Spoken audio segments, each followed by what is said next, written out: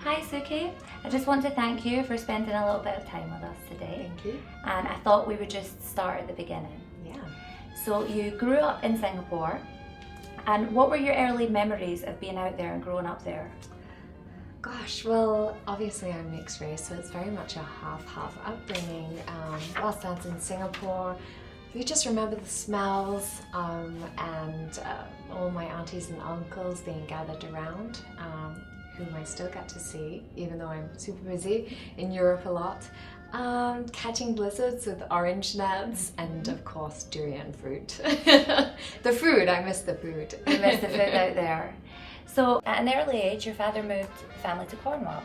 What was it like at such an early age, transitioning from one culture to the other? Yeah, moving to Cornwall was actually a massive culture shock from living in quite a built-up area, going to somewhere so rural, and I'm a city girl. So it was a massive culture shock, and as well, we were the only Asians on the block, so I think, not a lot of kids knew how to handle us.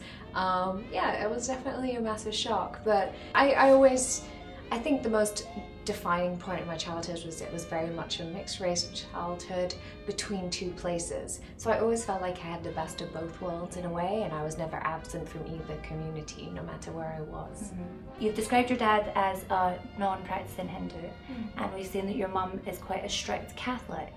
So what impact did religion have on you as a child, and what did it mean to you? Sure. Yeah, I guess my dad's from a Hindu background. My mum was raised in a Catholic school with nuns. I think it just meant that their values were very, very traditional, rather than my household being very religious, which it wasn't necessarily.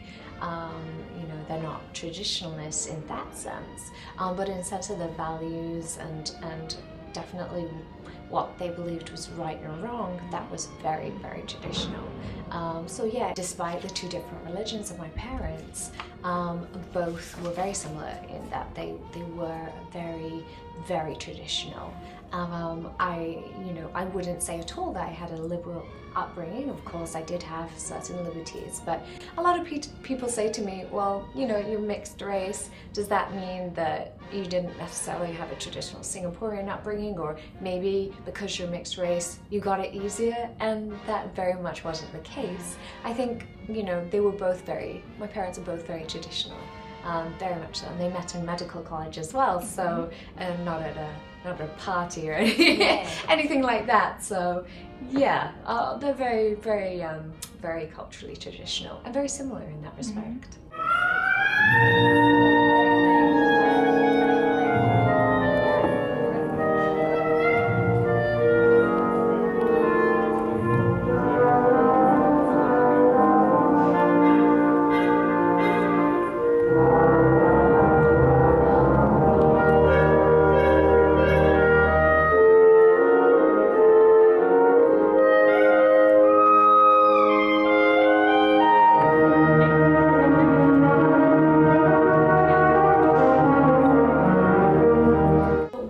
Traditional background, we understand that you found ballet at a young age. So who introduced you to that dance form? I think when I was a small child, I really exhibited an artistic flair.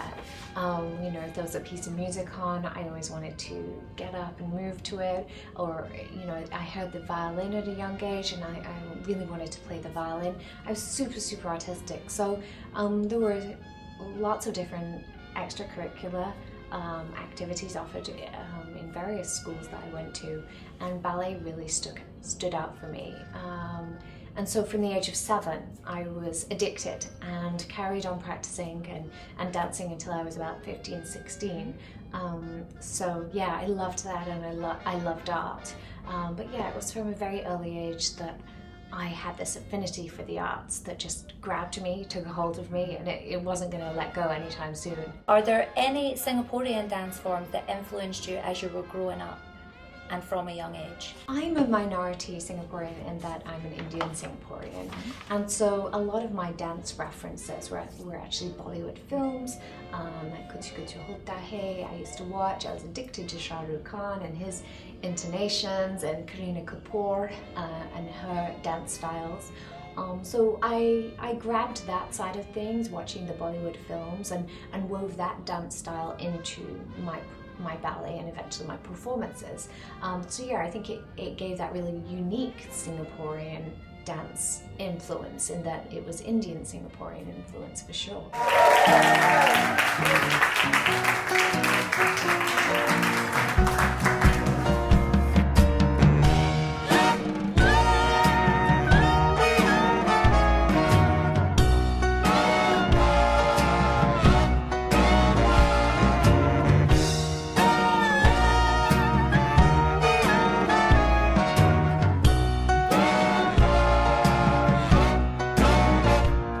Okay, so we know that as you were growing up, your parents were both academics, and you get into your teenage years and you're thinking about your future career.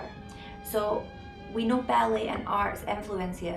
What was your dream career at that point? When I was growing up, I really wanted to do the arts. I had an affinity for the arts. But I think, you know, with any traditional family or with any parent, they always want what's best for their kids. But my parents, I guess, they were more like any other parents. They were concerned that I guess going into the arts would be maybe not a stable life choice or not sustainable.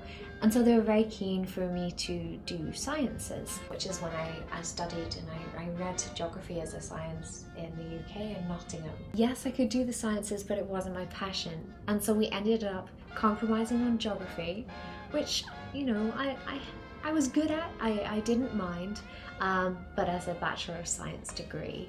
So in that sense, yes, it was a compromise, but it was a decision that I took and we took as a family at that time. But I think that pull for the arts was always present, and I didn't realise just how much of a pull it would be until later.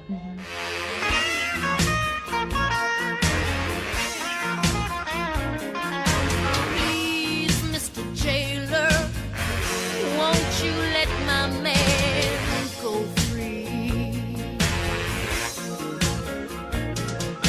Please, Mr. Jailer, won't you let my man... On graduation, we know that you didn't continue in the field of geography. You were working for the British Olympic cycling team in IT. Yes. So how did that come about? Yeah, so anyone who knows me will know that I am a terrible workaholic and incredibly self-motivated. And during the time that I was reading geography, I was teaching myself IT, I was teaching myself programming, I was teaching myself IT support, I was learning all sorts of things, and I became a massive geek. So when I left university and in the intermediate period, I managed to get a job in IT, and it was literally a case of very much, you know, what are your skills, so what's your background? And I simply said, yeah, I've just taught myself IT. They did a couple of tests, and I got the job. So yeah, it was very much in true Sukki style winging it, but I certainly managed it somehow, and yeah, fit in extraordinarily well, as I'm a massive nerd. So at this point, career is going great, and we'd like to know a little bit about Sukki outside work. So tell us about your influences fashion-wise and obviously in your social life. Yeah, so I think when I was growing up, my parents were very keen, don't cut your hair short, keep your natural hair color. You know, when I was growing up as a kid, I had to wear a plait.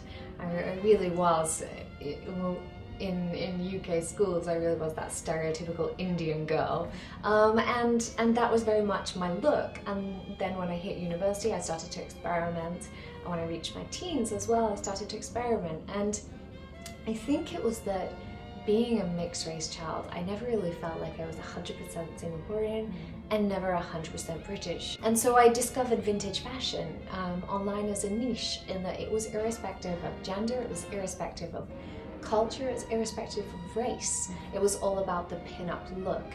And that was a defining moment in my style, because I realized, you know what? There are no rules. It doesn't matter the color of your skin. This is the look that you can just go for.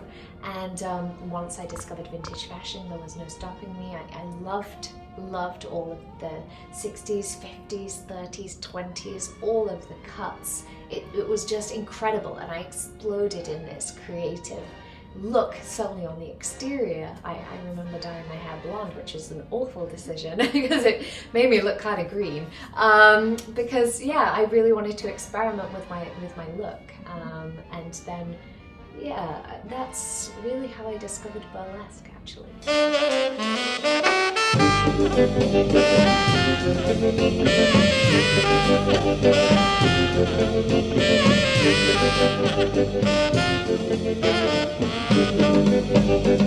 Tell us about your first burlesque performance. Well, my first burlesque performance is very unusual compared to how most people got into burlesque. Obviously, in Singapore, there was no such thing as burlesque. There was burlesque style, but no one had really ventured into burlesque. I didn't know that at the time, but I was in the UK looking at vintage fashion, and I came across it online. A couple of stars that I came across, Barbara Young and Kalani Coconuts, and I've told her myself that she was a massive influence.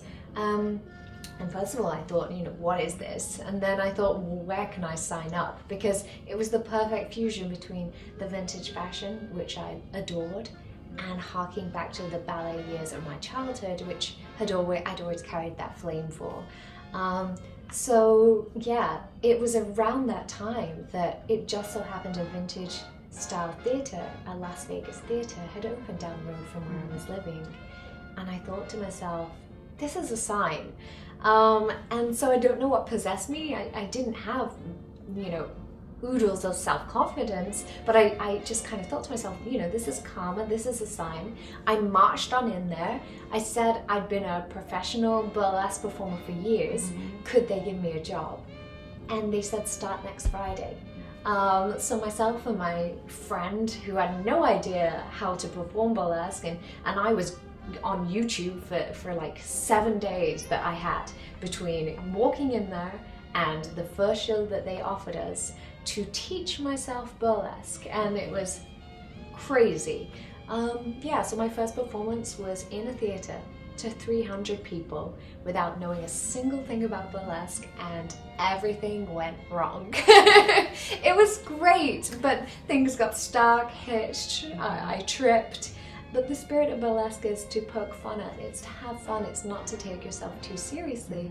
And the crowd loved it, they came on board, and so crazily I ended up with a residency. And so I was a geek by day. Every Friday and Saturday I became a showgirl, and that's how I began. Eventually it began to dominate my daytime work, but yeah, that's how it all started.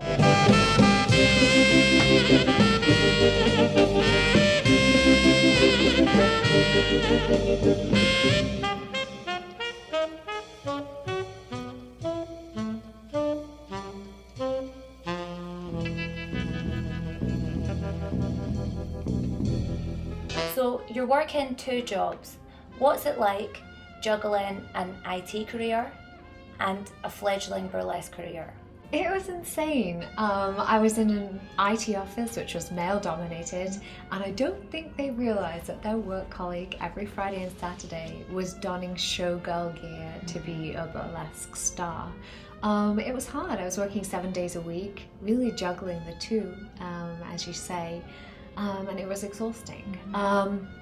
But I started to get really good at burlesque, and as more and more solo gigs came through and I was offered more solo performances, I got to that point where I had to make that choice.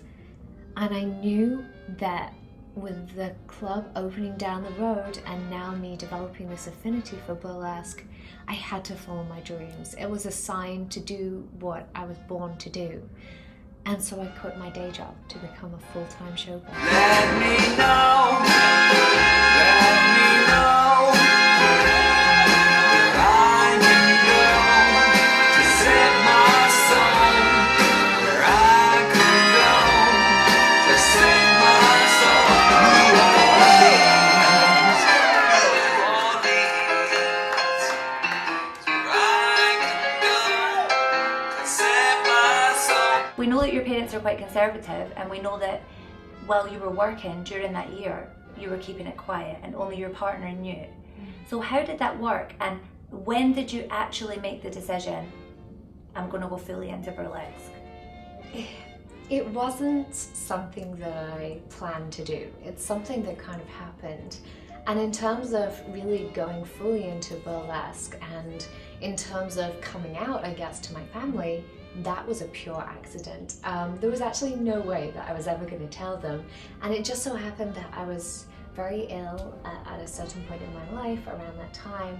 And I went into hospital, and my partner at the time, not knowing he was white British and not knowing the complexities of traditional Singaporean household, decided to text my mom, and he texted Sukki Singapora. It's fine. And Singapore not being my surname, my mom Googled me and got the shock of her life and said nothing until I came out of hospital. I called her and she picked up the phone and she goes, "So, Sukki Singapora." And at that point it was crunch time and I had to come out with it. But yeah, I'd say there wasn't a celebration party. And how do they feel about it now, if you don't mind us asking? Sure, yeah. Well, now I think I've done a lot since those first formative years, and I think the fear in terms of parents or in terms of more traditional culture about burlesque is they don't fully understand what burlesque is. There's this fear that burlesque is this pornographic, illicit activity where you're taking your clothes off for men, and of course that very much isn't the case. Yes, it's sensual, but it's by women for women the majority of the time. 80% of my audiences are usually females, and I think as well when the Queen invited me for tea, they thought, you know what, this can't be all bad. So yeah, I think they'd definitely rather I be doing something else, but they've definitely come to terms with what I'm doing now, for sure.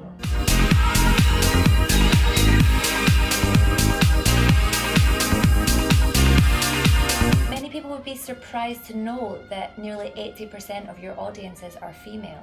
Did that surprise you too? I knew that burlesque was going to be controversial. I knew as a Singaporean that it would ruffle many, many feathers, and it wouldn't be seen as the done thing. And I knew that it would be seen as something that was sexual. But I felt, and I always do feel, that burlesque is very much a feminist art form. And what drew me to it wasn't that it's controversial, it's sexy, and then I discovered what it was. What drew me to it was powerful, strong, independent women learning how to celebrate their curves and doing it for themselves and no one else but themselves. So I knew that's what I was entering into, and I think it's been incredible that is very much the case, because on the outside there are many industries that look like they're empowering women or they're helping women, but to have that true sisterhood, I guess, is the only word that I could find behind an industry such as burlesque or modeling is very rare. And so that's what surprised me, is that yes, on the face it was feminist and it celebrated women, but deep down these were genuine women looking out for each other, and on the most part that's very much been the case, and that's so refreshing. And I think that's what surprised me the most, was it did what it said on the tin. It celebrated all women of all shapes and sizes, and it genuinely did, which is incredible, for any woman.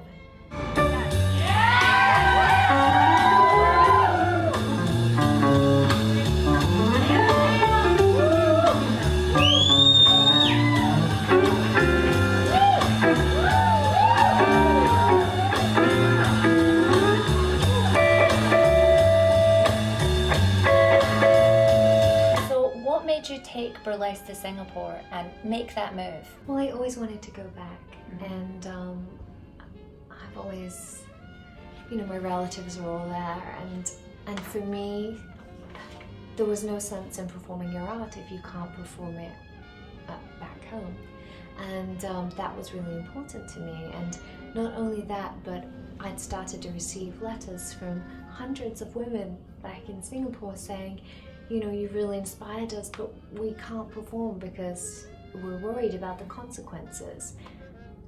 And then that's when I felt this sense of responsibility. This career isn't just about me. Of course I could stay in Europe, I could perform and go to America and have the luxury of doing whatever I wanted, but it's at that point my career became bigger than me. And I had this responsibility of, you need to go back there and you need to make a difference, because this isn't just about your journey as an Asian woman expressing yourself. It's about those hundreds of women who are looking up to you to make a difference. It's the old phrase of with great power comes great responsibility, and I take that very seriously. So I became an inadvertent role model. It wasn't something I set out to do, but I realized I had to do it, and I carried that proudly. And incredibly, in just 4 years, I managed to succeed. And it made a difference. It made a difference to me, of course, because then I could perform back in Singapore, but the difference it made to the lives of hundreds of women is priceless.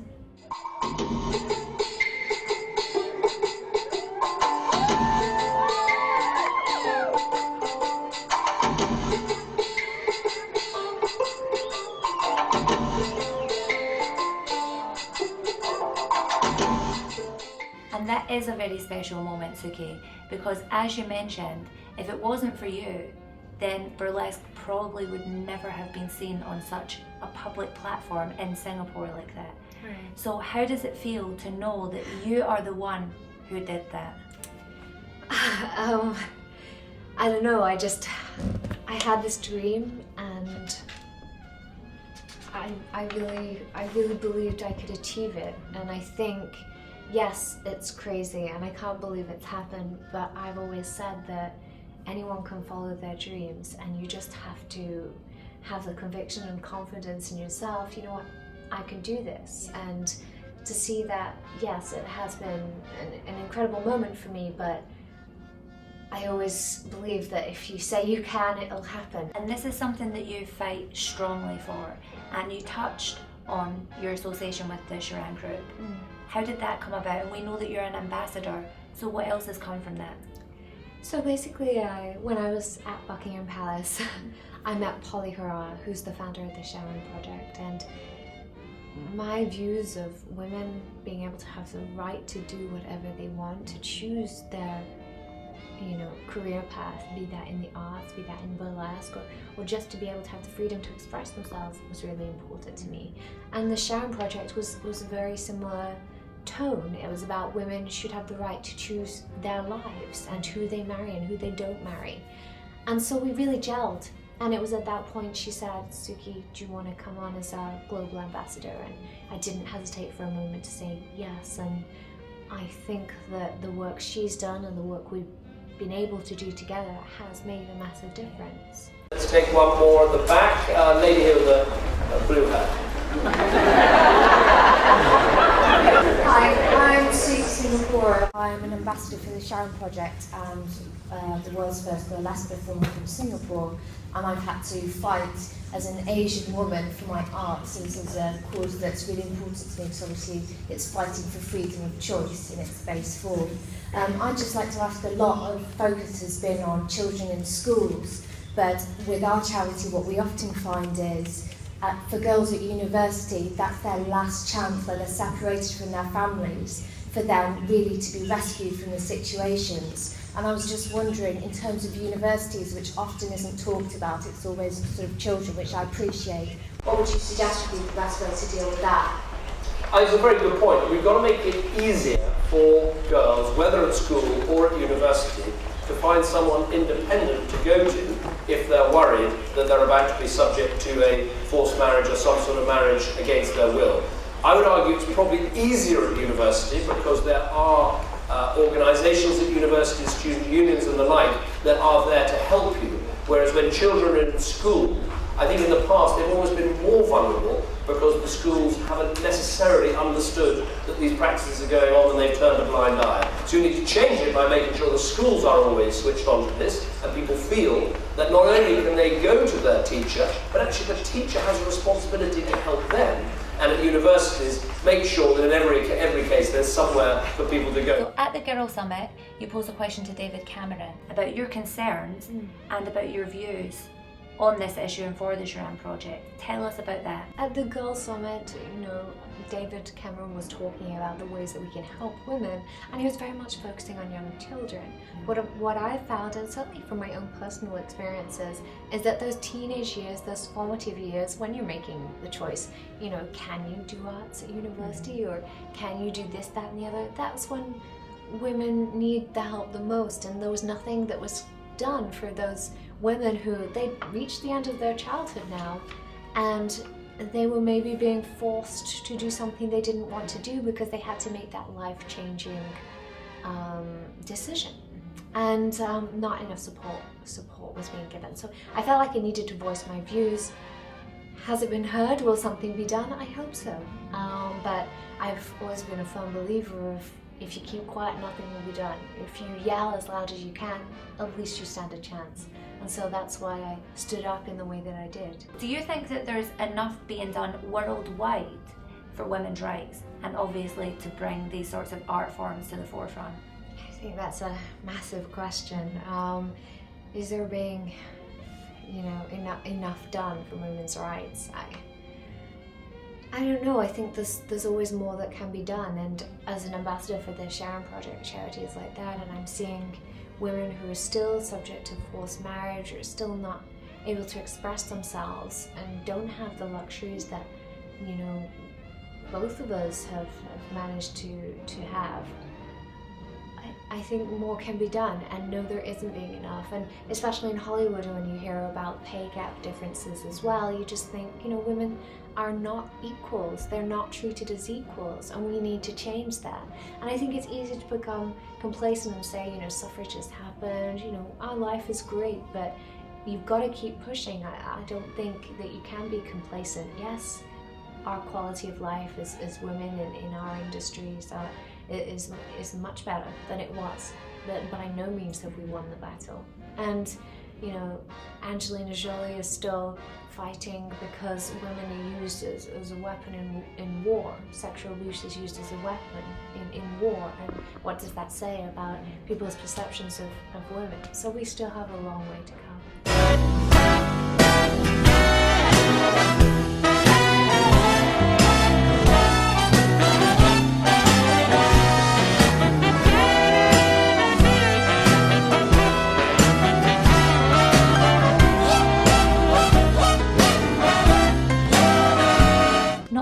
Are you being recognised politically for your achievements and your activism, but now you're being recognised by the Crown for your performance and your performance art.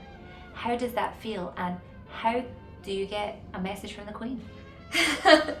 Well, yeah, when Buckingham Palace contacts you, there's no owl from Hogwarts. It was actually an email. I received an email, and it was in association with the creators from the Asian Women of Achievement Awards, inviting me for tea at Buckingham Palace. And at first I didn't believe it. I thought it was spam, and I was in Tokyo at the time doing shows out there, so I thought, nope, delete. And it was when somebody called me and they were like, well, Sukki, have you replied to the invitation to Buckingham Palace? I thought, oh God. Went back into my deleted trash items and realized this has actually happened. So that's how that came about, and it was insane. But I'm still pinching myself. If you were to ask me how does that feel, well, crazy, insane, and surreal. But to be recognized on that scale is an incredible honor. And the Master of the Royal Household actually said that I was the only burlesque artist since Buckingham Palace opened about 312 years ago who'd ever been invited for tea. I mean, how crazy is that? So yeah, surreal is the word to describe that whole experience, but I'm very honored. Walk the streets of New Orleans, with a girl of my dreams. I've seen a dozen brass bands. Over the past couple of years, we've seen that the Asian Burlesque Festival has turned into the Asian Burlesque Spectacular, and that's grown. And we've seen that your stage props have also become increasingly impressive.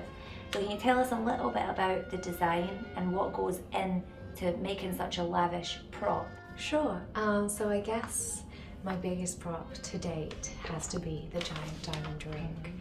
And I think that came about because I was thinking, you know, the martini glass has been done before, and those, you don't want to replicate what's been done, and those stars have had their time with those props. And I really wanted to create something unique.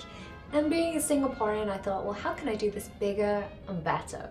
And that's when I came up with the idea of diamonds are a girl's best friend. Hey, a giant diamond ring. So it started off with that thought, and then it was a matter of, well, how am I going to create a giant diamond ring?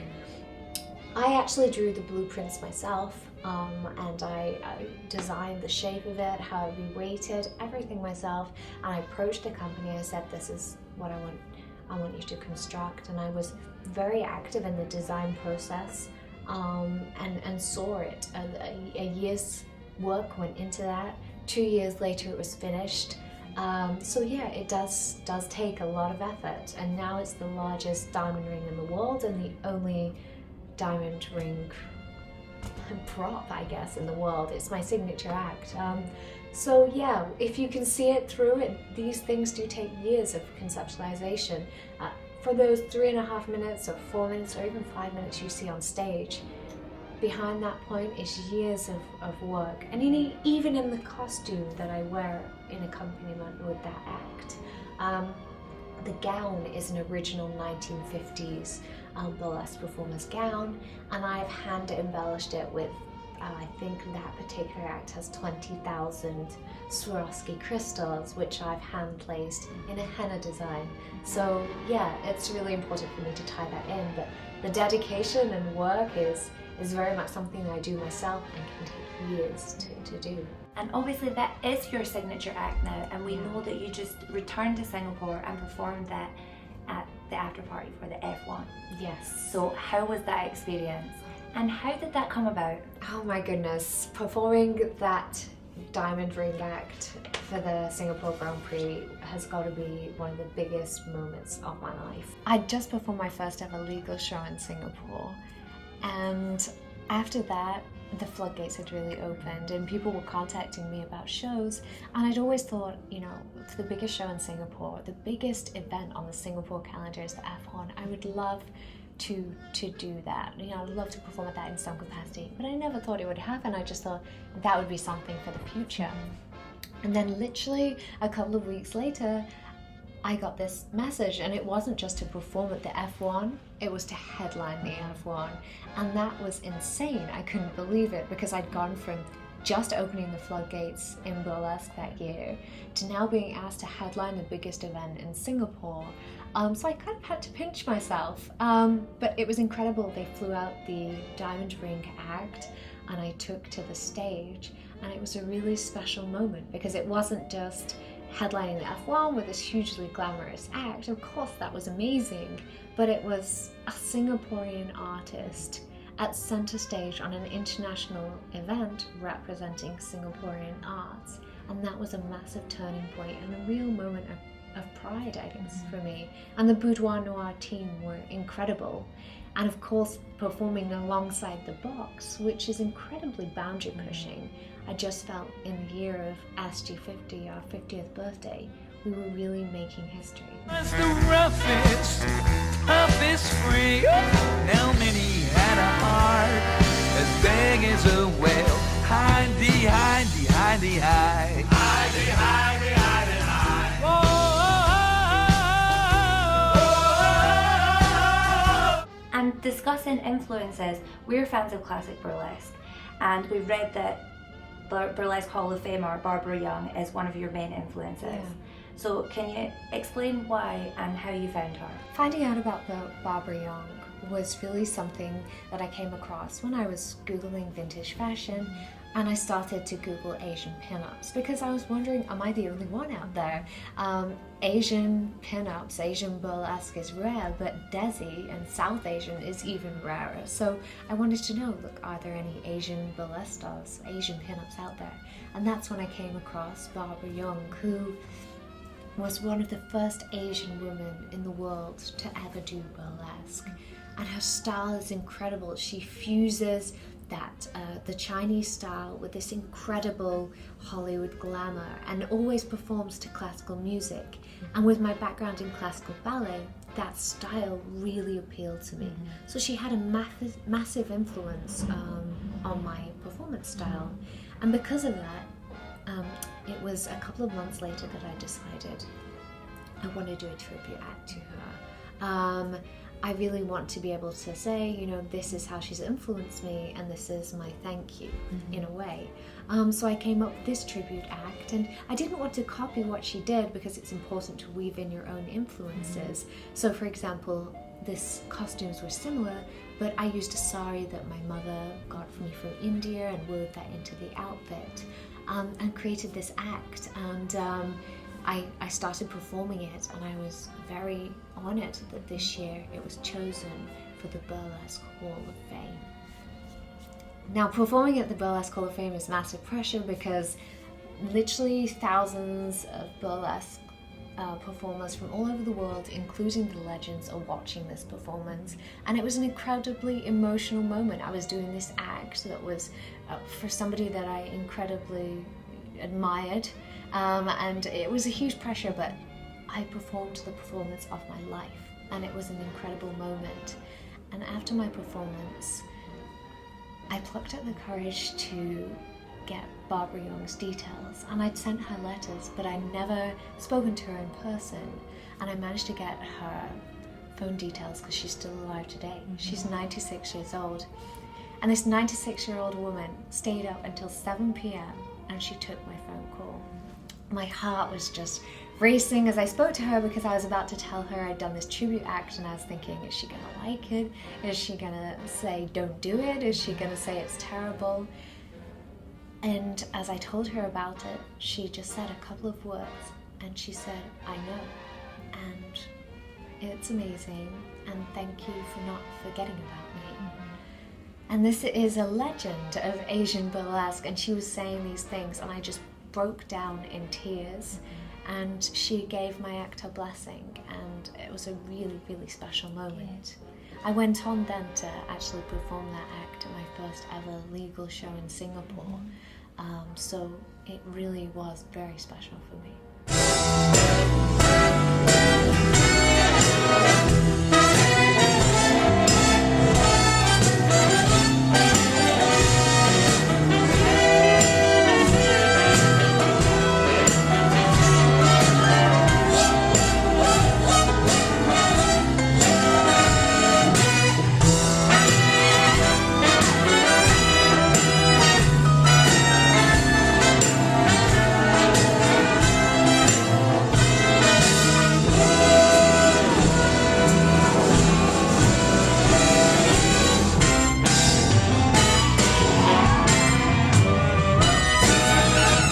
How does it feel to know that that has gone down in history and now you're alongside the women that you idolise?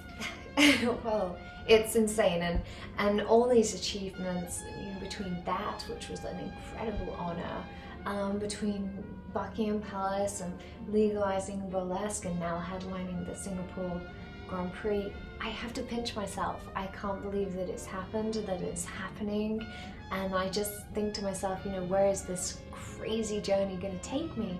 It still seems really surreal, and I wake up in the morning and my job is doing what I love, and I'm about to get on stage. I think, how did I get myself into this situation? Is this really happening? Is my job wearing incredible dresses and training myself in dance? You know, that could be worse things. There definitely could be worse things. So now that you're living your dream, and obviously it has been a pretty quick rise to the top for you. Yes. You're described as a few different things, but in Britain people often refer to you as the British Diamante. Oh. How do you feel about that? Well, I think Dita has her own style. Of course, she made burlesque very popular in the 90s, and if it weren't for her, I'm sure that I wouldn't have the opportunities that I do. Burlesque wouldn't have had the revival. And so I adore her, and I think she's a phenomenal force to be reckoned with. But she once said that the success in burlesque is having your own identity, and that's something that I believe as well.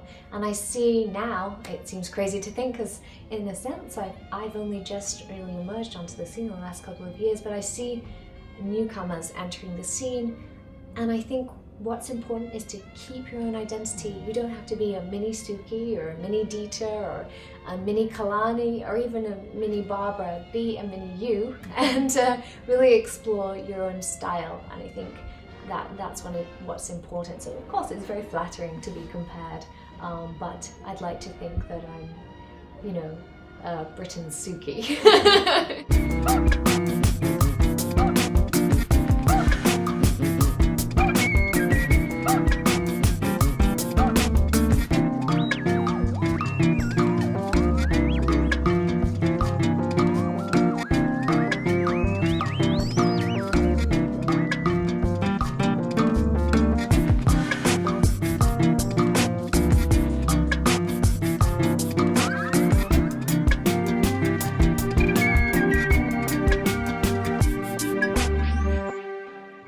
You've graced the front cover of mainstream magazines, for example Esquire, FHM, the likes. Do you feel like this is recognition of your achievements? And do you enjoy that experience of being a cover girl? It's very flattering to be a cover girl, and I absolutely love the photo shoot element of things. I love being able to dress up in crazy outfits, because who doesn't? Yes, I do. In terms of recognition, I think that the achievements on the ground are what really mean the most to me. And I think the side effect of being in publications and being on the front cover is the incredibly glamorous, fun side effect of that. Yeah, it's super, super fun. But yeah, I'd like to think that you've got to get out in the real world as well, especially, I'm a terrible social media addict and I love reading glossies, but sometimes you just got to put your 2 feet in the world and just go for things, follow your dreams. But I love being a cover girl. Yeah, there's no doubt about that. It's definitely fun.